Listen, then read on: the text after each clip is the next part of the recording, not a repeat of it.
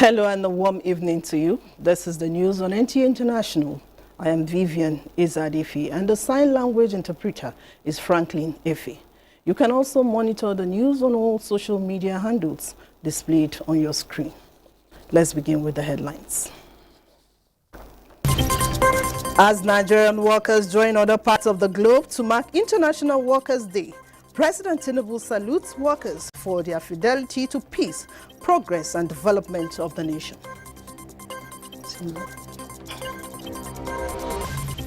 United States pledges to initiate a special dialogue to advance Nigerians' ambition in international affairs. British authorities begin detaining migrants set for deportation to Rwanda.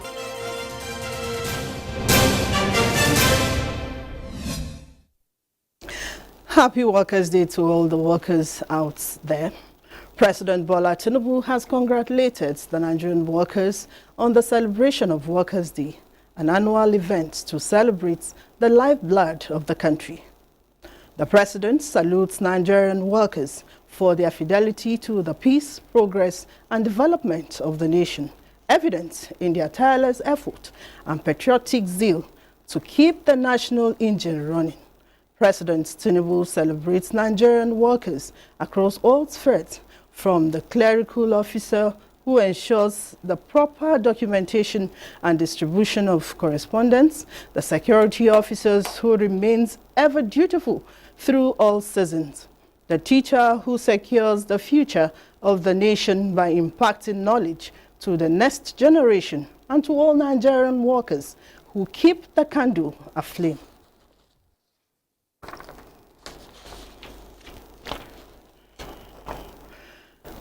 Still with Workers' Day, still on Workers' Day, President Bola Tinubu has assured the organized labor that their understanding, patience, commitment and supports in the course of implementing his administration's policies and programs will not be taken for granted. Vice President Kashim Shettima, who represented the president, gave the assurance as the nation marks 2024 May Day celebration at the Eagle Square, Abuja. State House correspondent Abdurrahman Jibrila reports.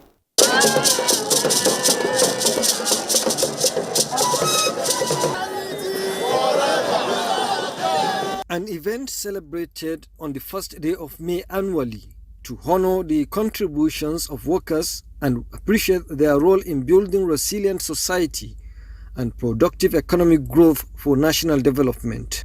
And the federal government has restated commitment to ensure workers' welfare as it is part of the renewed hope agenda of the Tinubu administration, which will be sustained. This commitment ensures alignment of Nigeria's labor administration system with international best practices.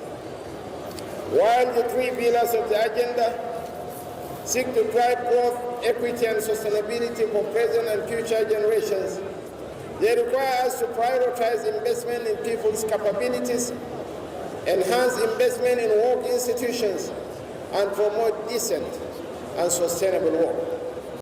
Vice President Kashim Shettima said a government is open to the tripartite suggestions of not only a minimum wage package, but a living wage, as every initiative undertaken by the Tinubu administration is geared towards transforming Nigeria into a nation that can truly provide for its people. With Nigerian workers, we cannot achieve a just and equitable society that caters to the needs of every member, including the strong and the weak, without fostering peace and unity. Our shared vision for national growth and development can only be realized in an atmosphere of industrial harmony and peaceful coexistence in every segment of our country. As the backbone of the workforce, the government appeals for continued use of power of the labor movement for a greater nation that will foster harmony and cooperation. In Abuja, Abdurrahman Jibrila, NTA. But people first, the theme of the 2024 Workers' Day goes beyond a slogan, as labor unions in the country reaffirms their commitment in fueling the engine of national development with the welfare of Nigerian workers as top priority. It was all echoes of acknowledgement of the sacrifices of Nigerian workers at the 2024 Workers' Day celebration in Abuja, as the trade unions called for review of year of service for workers from 60 to 65 and 35 to 40 years. Ignatius Nku has more. A nation, its workforce and the dynamics of socio-economic development. In time and space, workers have shown burning desire for national development. The resilience of the Nigerian workers remain their distinct feature. Nigerian workers! At the Eagle Square, Abuja, workers' unions in their colorful attires converged in commemoration of the 2024 Workers' Day. The People First, the theme of the event, highlights the priority labor movement placed on workers. A day not just to drum support for a better working condition for workers, but to also draw the attention of government to critical national issues that need urgent attention. Putting people first isn't just a slogan. It is a moral imperative. Governance must prioritize the well-being of citizens. Our success as a nation hinges on policies that uplift and empower every individual. We must bridge the gap between the governed and the government. An immediate reversal of the unilateral hike in electricity tariff, enshrinement of service reflective tariff, and stoppage of segregation of consumers. Where every worker is valued. Minister of State for Labour Nkiru Konye-Jocha observed that the wage awards to workers and the ongoing review of the national minimum wage, which must take effect from May 1st, speak to federal government's commitment to ensuring socio-economic justice for Nigerian workers. You will recall that on January 30th, 2024, the federal government took a decisive step towards enhancing the welfare of Nigerian workers by inaugurating a 37-man tripartite committee on minimum wage.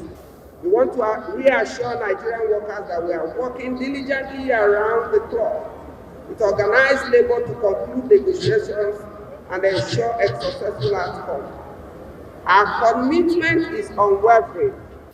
The National Assembly also acknowledged the role of the Nigerian workers in adding value to the Nigerian economy. Remember that I am a comrade, ready to listen, ready to support, and ready to fight for your rights. The Senate and I will continue to strive for a future where every worker is treated with dignity, respect, and fairness. International Workers' Day officially became a public holiday in Nigeria in 1981. In Abuja, Ignatius Nku, NTA News. Nigeria's First Lady Oluremi Tinubu salutes the immense contributions of the nation's workforce, praising their dedication, resilience, and innovation.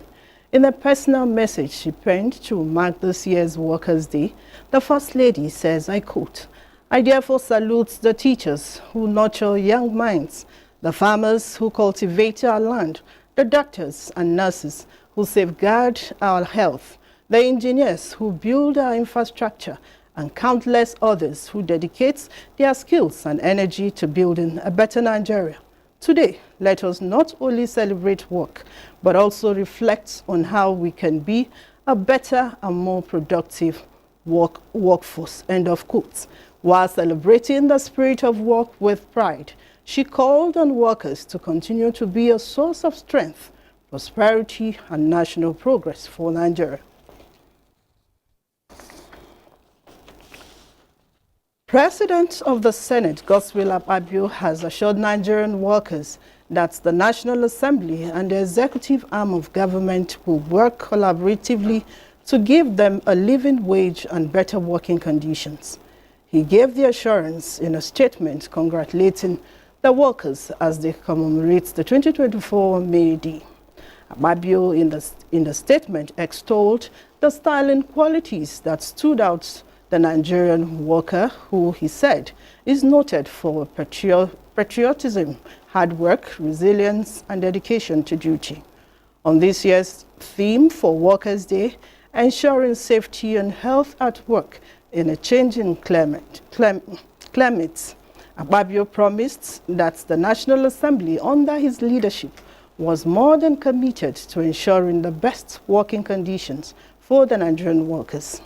He assured that no Nigerian worker will again be allowed to work under inhuman conditions, as everything will be done to give workers the best. Away from workers' activities and celebration, let's move on to Kenya. In Kenya, seasonal rain forecast indicates that there will be increased downpour.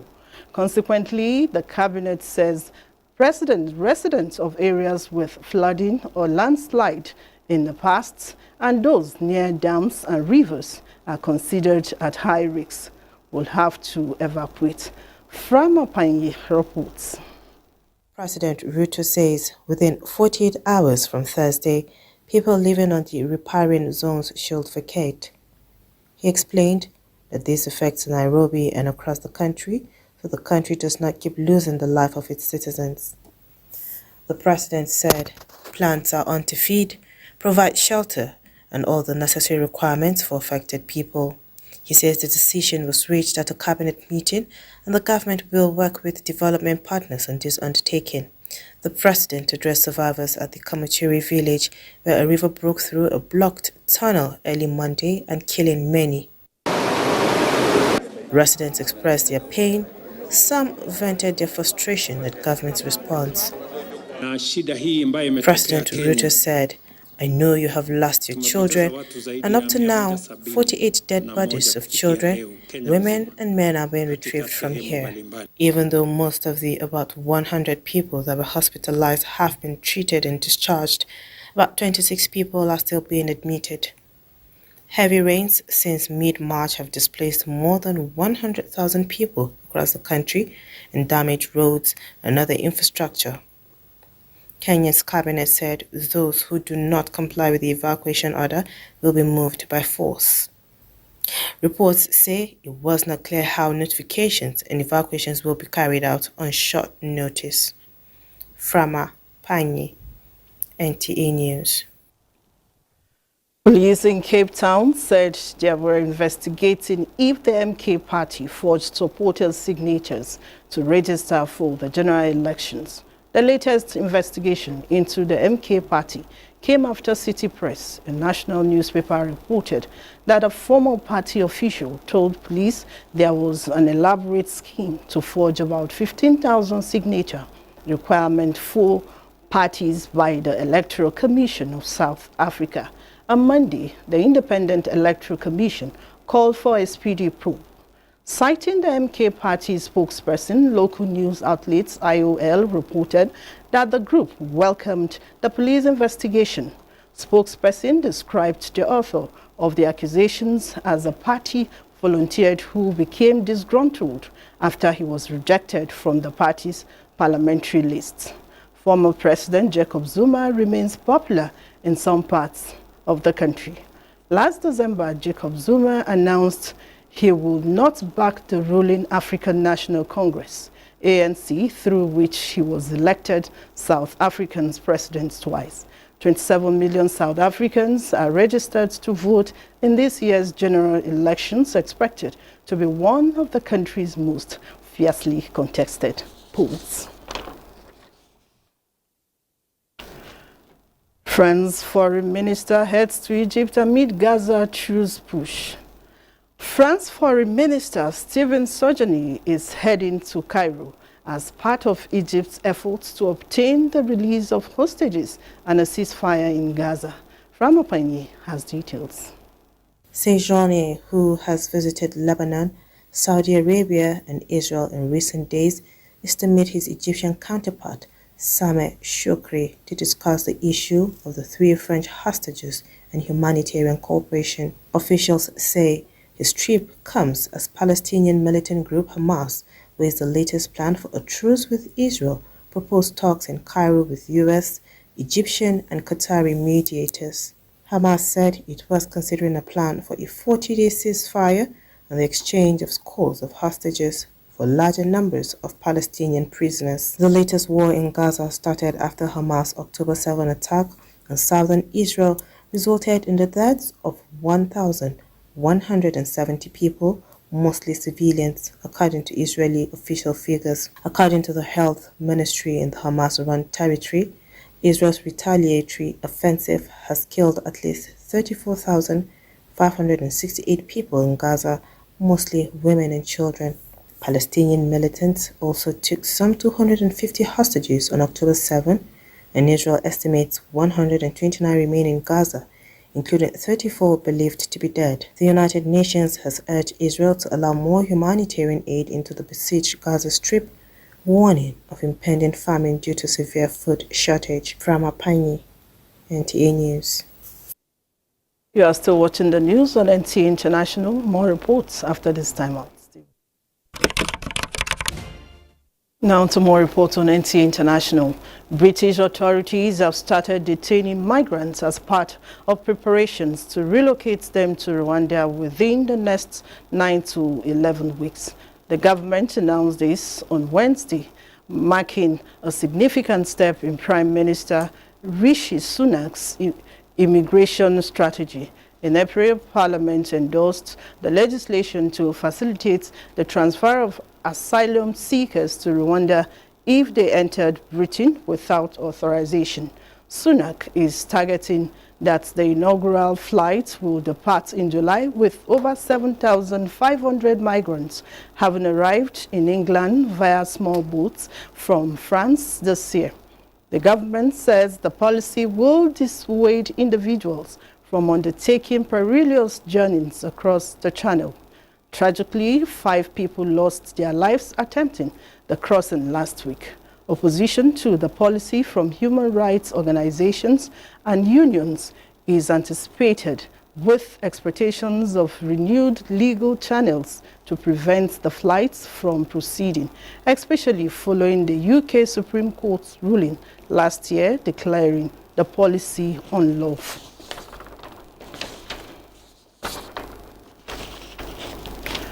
The United States pledges to initiate a special dialogue to advance Nigerians' ambition in international affairs. Deputy Secretary of State Kurt Campbell disclosed this to the media at the closing of the 6th Nigerian-U.S. Binational Commission meeting in Abuja, aimed at amplifying Nigerians' aspirations to join the United Nations Security Council, G20, and other bodies.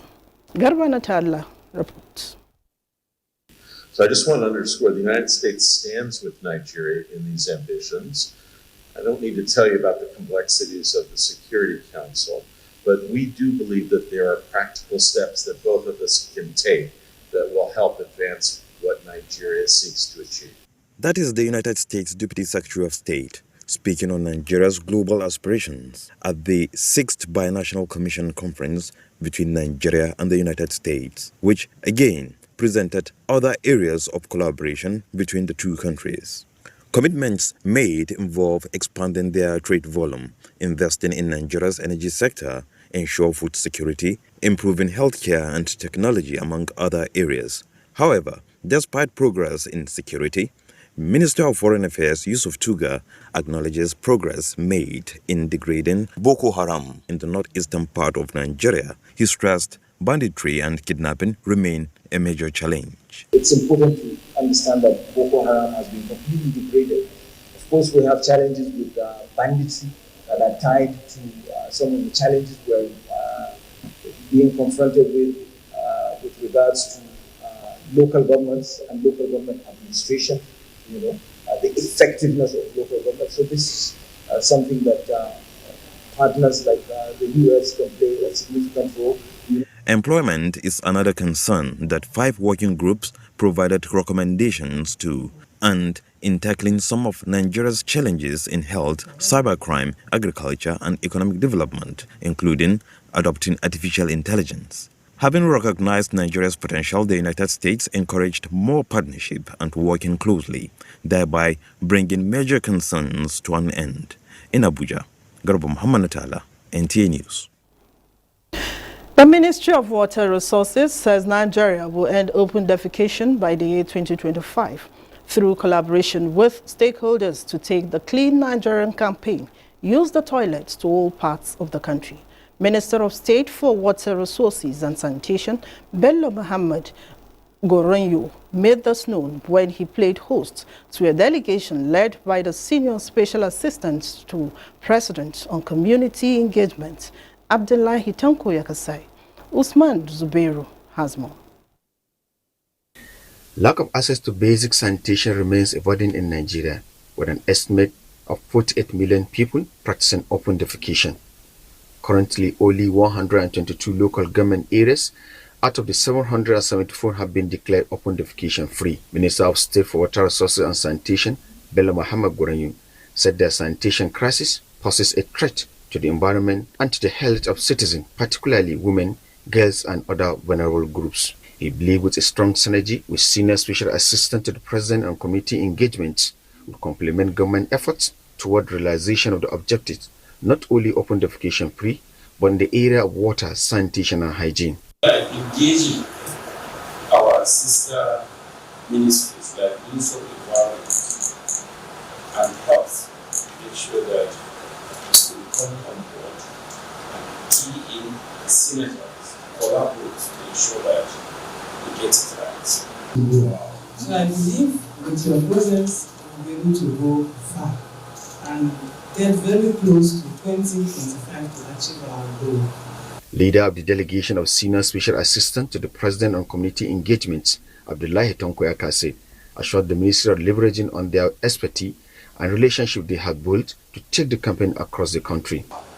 So we think this is one key area too that we have to partner with you and see how we can end open defecation. As an outcome of the visit, the Ministry and the delegation of Senior Special Assistants agreed to deepen collaboration and seek for improved funding of the program to meet 2025 target of ending open defecation. Let's end open defecation by year 2025. In Abuja, Usman Zubeiru, NTA News.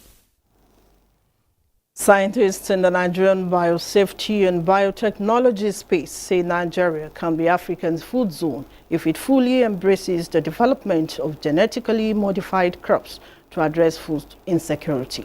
This is just as the Federal Ministry of Environment reiterates the government's commitment to continue to prioritize human health and that of the environment. Charles Alpha reports. Concern over the safety of genetically modified crops has heightened recently, with some civil society activists kicking against its adoption as they alleged it is unsafe for Nigerians. Although these concerns at this engagement meeting is deemed legitimate, there are equally assurances that science has proven application of GMOs in Nigeria is safe. The area of biotechnology gives us hope for the attainment of food security. The country is blessed with over 20 research institutes that are working on the genetic improvement of the various crops. The National Biosafety Management Agency is committed to providing a robust regulatory framework that safeguards human health. Minister of State for Environment, Isiaq Salako, says the ideas around genetically modified organisms should not be driven by sentiments, but by facts and figures. Biotechnology, without any doubt, has provided revolutionary breakthroughs in environmental science and agriculture. Our ministry is actively engaged in supporting and promoting biosafety measures. Key players here believe while public outcry of safety is noted, there is no nexus between outbreak of any sort of diseases and genetically modified crops. Charles Alpha, NTA News.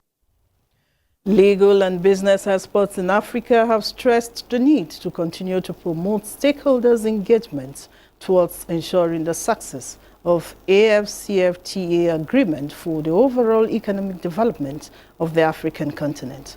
This was the thrust of discussion at a one-day hybrid international seminar organized by the Nigerian Institute of Advanced Legal Studies. Judiciary correspondent Austin Aebe reports.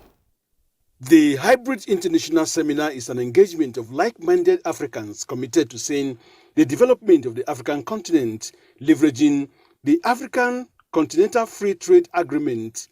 Considering the abundance of natural resources across the zones of Africa and the quality of human capital, participants believe that with regional cooperation and the necessary international legal framework, there will be an inclusive and robust trade and economic development. For us in Nigeria, our main objective is to engage the drivers of this, treaty on trade and investment and competition, 8 issues all in one, so that we can put our house in order.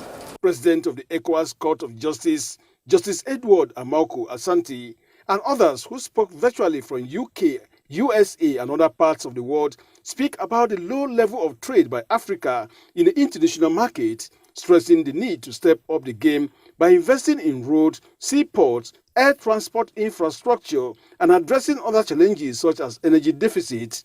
We do more trade with Europeans and Asians and Latin Americans, and we do less trade, with us as Africans.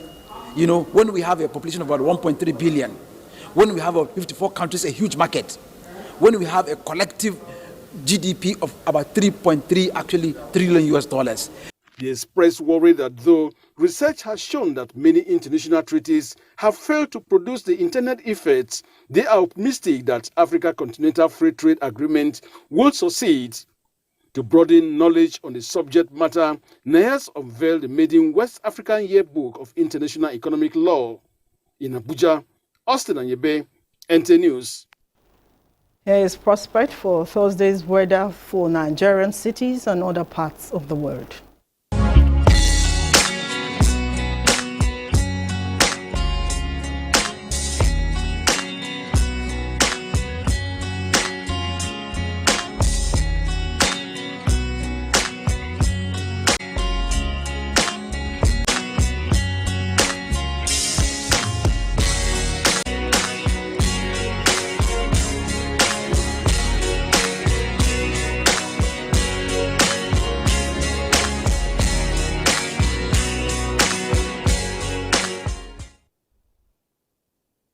And this is where we end the news. I am Vivian Ezadipe, and the sign language interpreter has been Franklin Efe. Bye for now.